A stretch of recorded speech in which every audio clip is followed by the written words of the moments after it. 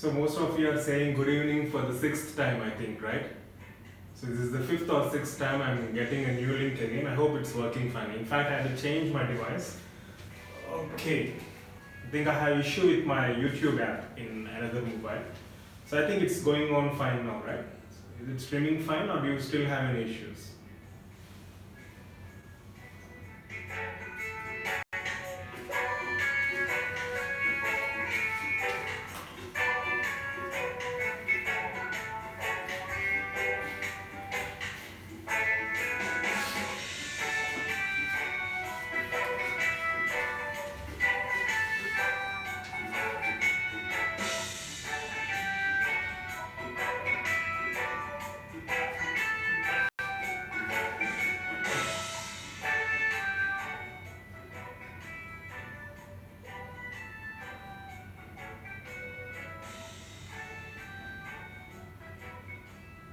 Yes, I think we can proceed now, right? It's already 8:15. So 15 minutes I had to struggle to create this stream. Anyways, very good evening once again. And sorry for the inconvenience. Sometimes technology can be also irritating. Right. So in this video, we'll focus on different types of sweat glands. The focus of this entire presentation is different types of sweat glands. Their differences in various features, as you can see, and most importantly, we'll also discuss few important points pertaining to pheromones and dormitory effect, which is quite interesting. And also we have some recent revelations pertaining to role of pheromones even in humans. We'll have a discussion pertaining to pheromones at the end of this session, right? So before that, a very good evening once again, all of you. I hope it is clear and it is streaming fine. So we'll just proceed with the topic of today's discussion, that is sweat glands. So basically, as you know, sweat glands have important function in regulation of your body temperature, right? And also helps in excreting various substances. And as you can see here, I've drawn few illustrations. I think we have this light issue here. Anyways, we have nothing over the light. I've written here as Apocrine. So we have different types of sweat glands basically. We have Eccrine as well as Apocrine glands. First, we'll start with Eccrine glands. As you can see, it can be either Eccrine or it can be Apocrine.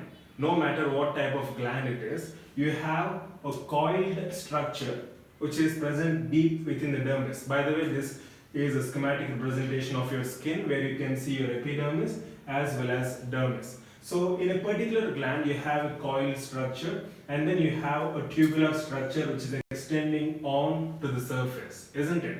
So this coiled structure is present deep within the dermis, whereas your tubular structure is present or it is extending onto the surface of skin. So in case of eccrine glands, you can see the coiled structure and the tubular structure directly opening on the surface of a skin in form of a sweat pore. Whereas in case of apocrine gland, you can again see a coiled structure and a tubular structure which is opening up in the hair follicle. So this is a chief difference, right? So apocrine, it opens up into a hair follicle. Also, the tubular portion as well as the coiled portion, they lie within your dermis, and the tubular portion opens up into your hair follicle. Very simple, right? So if you observe closely, this coiled structure is lined by a single layer of cuboidal or columnar cells. Just make a note of this point. So the coiled structure, no matter what the type of gland is, it is lined by a single layer of columnar or cuboidal secretory cells, right? These are secretory cells. Whereas the tubular structure of any type of gland is lined by two layers of cuboidal cells. We just make a note of this point, right? So these are some of the main differences. However, we still have a lot many differences to discuss. We'll go through them in detail now, right? Now, coming to distribution of these eccrine and apocrine glands. So have you heard of these glands anytime? Or is it for the first time you're hearing these names?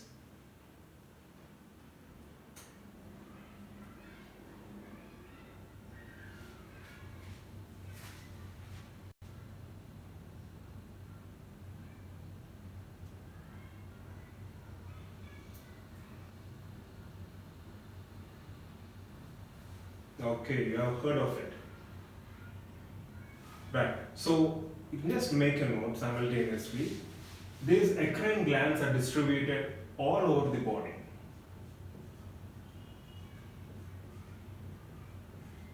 Right? Whereas apocrine glands are situated in specific anatomic locations such as axilla,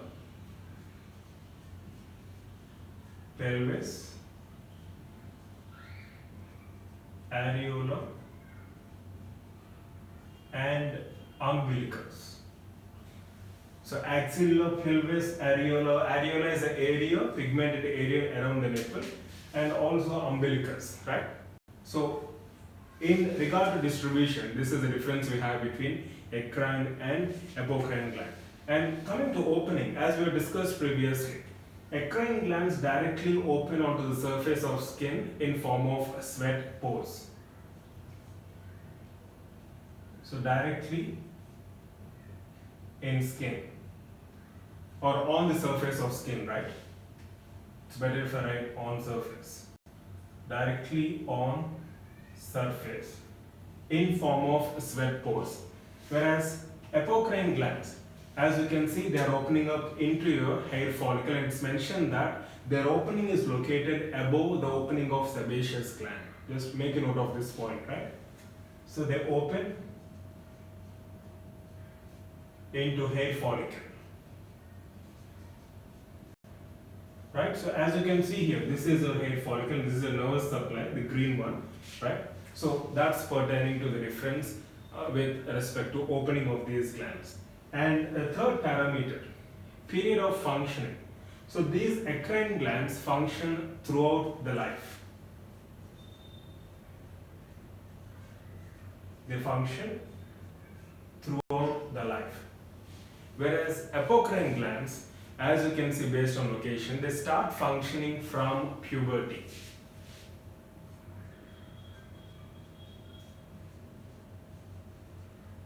And as the age increases, their function diminishes.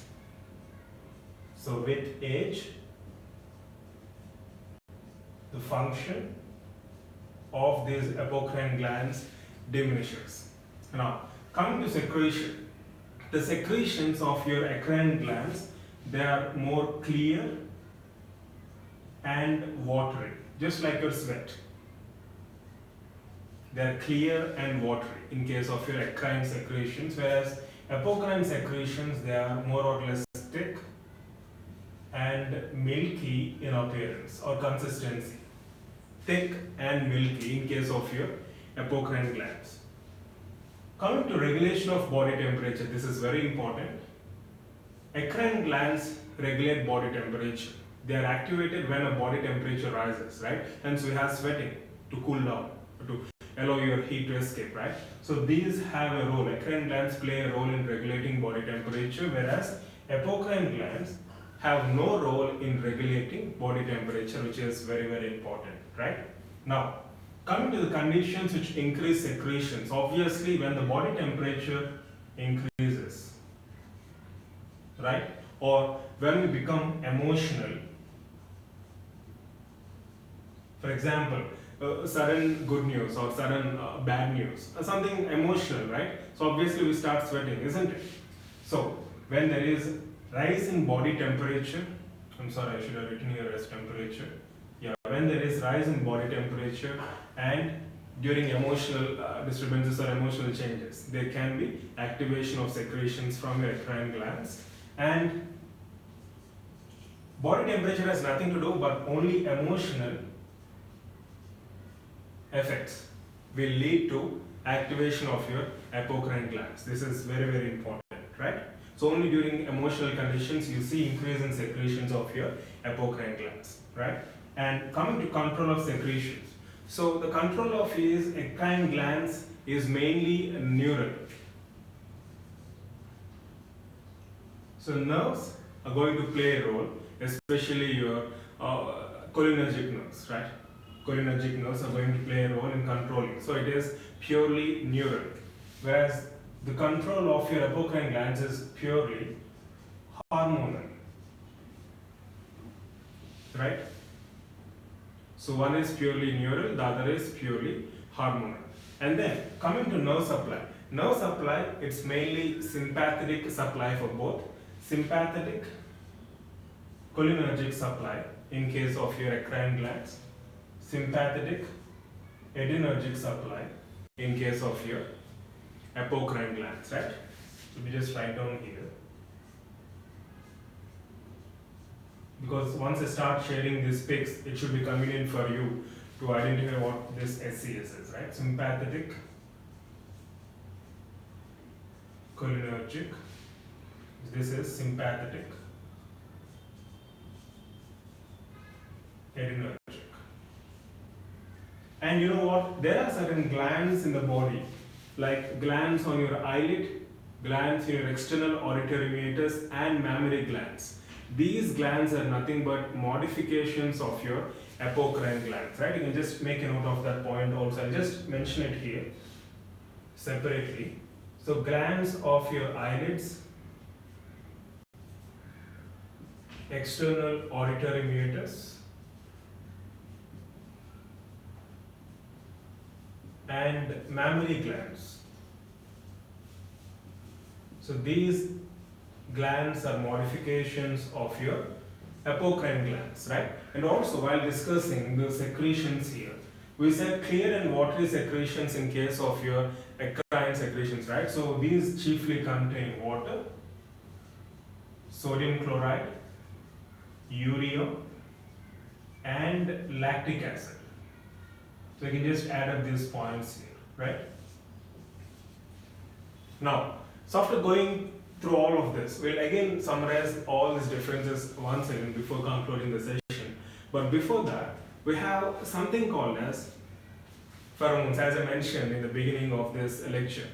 You can just make a note of these points. This is very important, right? I found this very interesting. I'll just mention it here. Pheromones. So what are these pheromones? Have you heard of the term pheromones anytime? So what are these pheromones? Sympathetic cholinergic supply, sympathetic adrenergic supply. I've written here, that's why. Regina.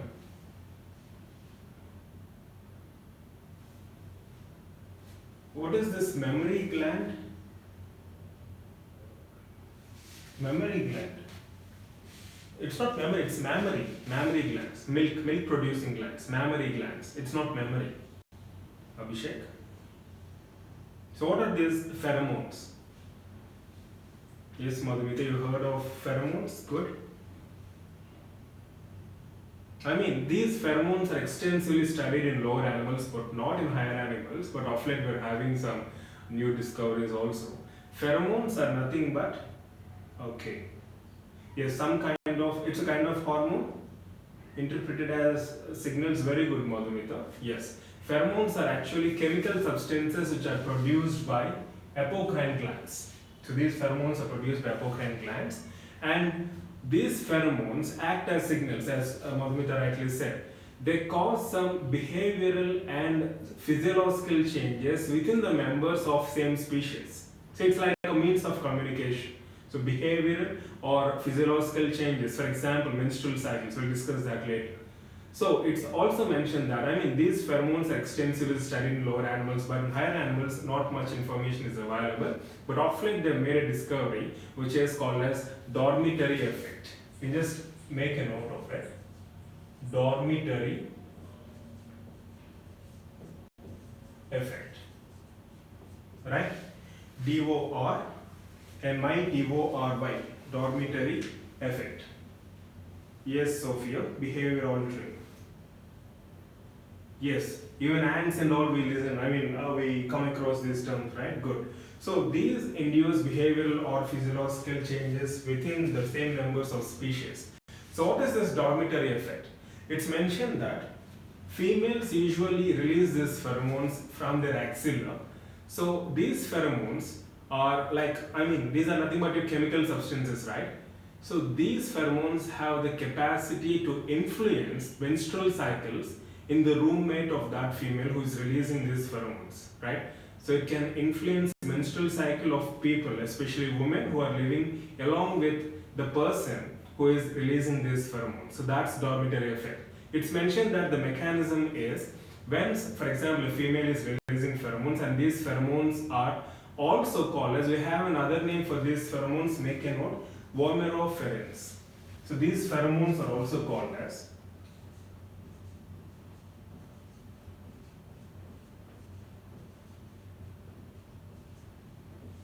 vomeropherins, vomeropherins, vomeropherins. So these pheromones, some scientists also term them as vomeropherins.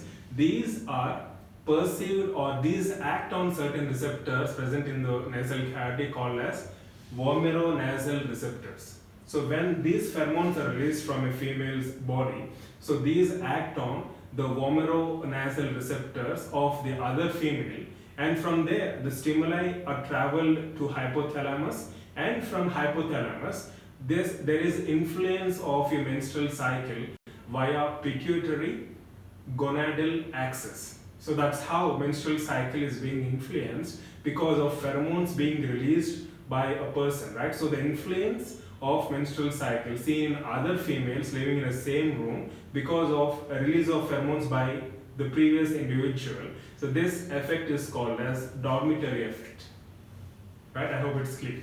So these pheromones also called as vomeropherins. They act on vomeronasal receptors, which are distinct from that of olfactory receptors. So they carry these impulses to hypothalamus, and from hypothalamus there is influence on menstrual cycle via pituitary gonadal axis. So that's what is been mentioned as dormitory effect. So the effect of pheromones released by a female on the menstrual cycle of the other female living along with her in the same room, for example, it is considered as dormitory effect. Right? You can just make a note of it. Quite interesting, isn't it? So these are some of the important points which I wanted to discuss in this present video, right? So we'll just stop it here. It's been just 18 minutes. I'll take another 5 minutes maximum to summarize all that we have discussed so far, right? And moreover, I'm using my other mobile. So if I get any call or message, there will be a lot of distraction. So we'll try to complete off as soon as possible, right? Yeah. So sweat glands, we have broadly two categories, eccrine glands and apocrine glands. You can look at the structure there, draw these diagrams. You can just Google the images, or you can just draw. It will be very simple for you to understand.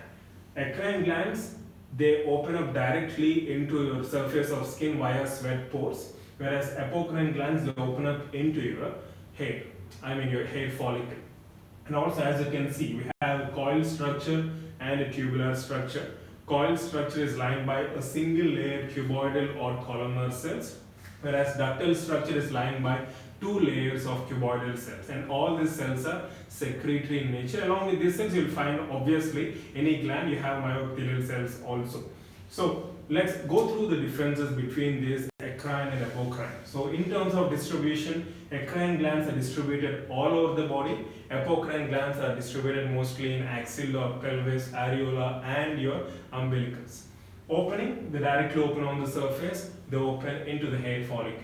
Period of function, eccrine glands function throughout the life, whereas apocrine only during puberty, and the function diminishes with age. And secretion, we have clear watery kind of secretion when eccrine glands are stimulated, which chiefly contains water, sodium chloride, urea, and lactic acid, whereas apocrine secretions are milky and thick in consistency. And these eccrine glands do have a role in regulating body temperature, whereas apocrine glands have nothing to do, they have no role in controlling your body temperature. And various conditions which increase the secretions of eccrine glands include increase in body temperature or any emotional changes, whereas apocrine, only emotional changes or disturbances influence these secretions. And remember, I haven't mentioned this previously, apocrine gland secretions are odorless. This is very important. Apocrine gland secretions are odorless. However, if there is any bacterial activity, there can be a characteristic, a distinct odor even in your apocrine secretion, right?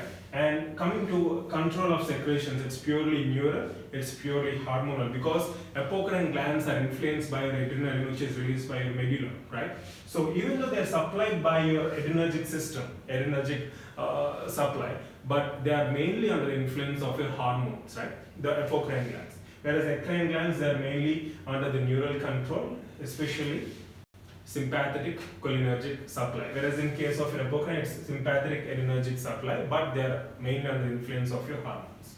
Also, we discussed few points pertaining to pheromones, and there are certain modified apocrine glands located in your eyelids or your external auditory meatus or mammalian glands, right? As I mentioned, I think Abhishek, you got it right. Okay, you can just go through the points which I have written here, right? So eyelids, external auditory meatus, and mammary glands, right? So these glands are nothing but modified apocrine glands, right? Also, pheromones are chemical substances produced by apocrine glands which induce behavioral or physiological changes, for example, menstrual cycle. And these are considered, or these are also called as vomeropherins.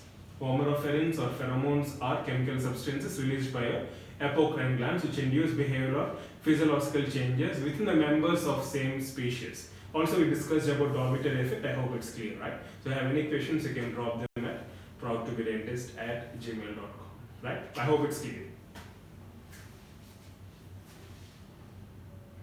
Exactly. Yes, pheromones are released or secreted by your apocrine glands. Yes, exactly. Gonadotropin hormone, and then further it influences, right? Yeah. Pituitary gonadal axis. So it's mentioned that these pheromones, vomeropherins, they act on these vomeronasal receptors, and from there stimulus goes on to hypothalamus, and from there via pituitary gonadal axis there is influence on your menstrual cycle. So that's pertaining to your, vomeropherins or pheromones, in specific apocrine glands.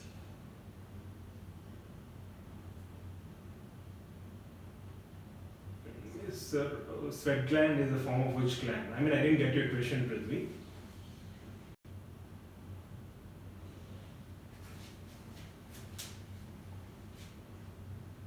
Yes. Pheromones are released in men as well as women, right? Okay, it's 23 minutes. Yes, eccrine glands open directly onto the surface, only onto the surface.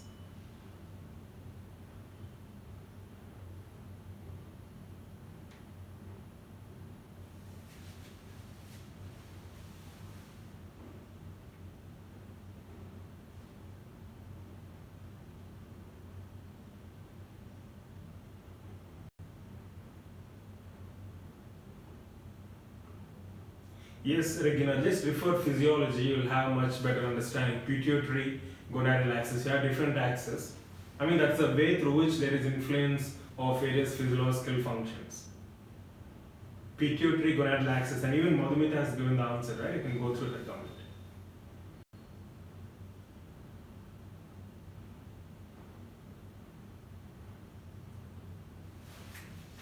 Eccrine glands, sweat glands.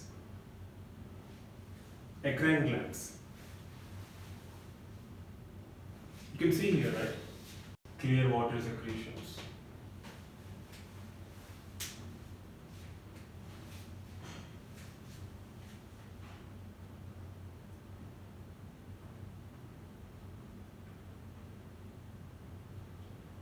Yes, so I'll just take a pic of this and I'll share along with the previous one and this one in your Google group as well as in your WhatsApp update group, right?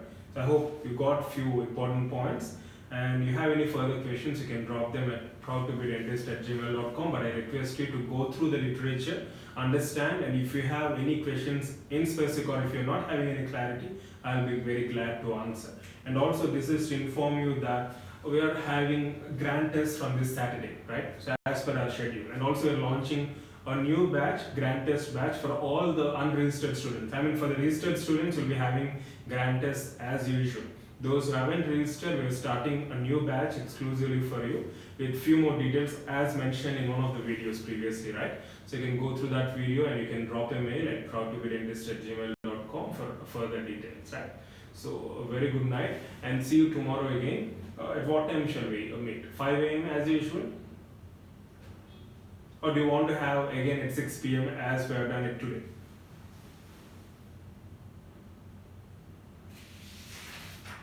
So we'll do it at 5 a.m. as usual.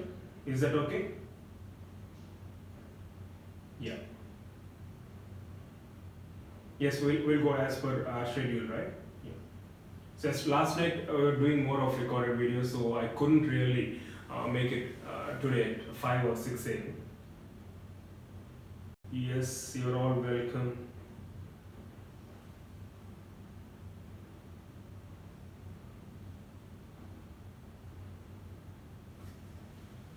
Okay, we'll have it as usual, right? So tomorrow morning, 5 o'clock, we'll have some image-based discussion, cumulative fashion.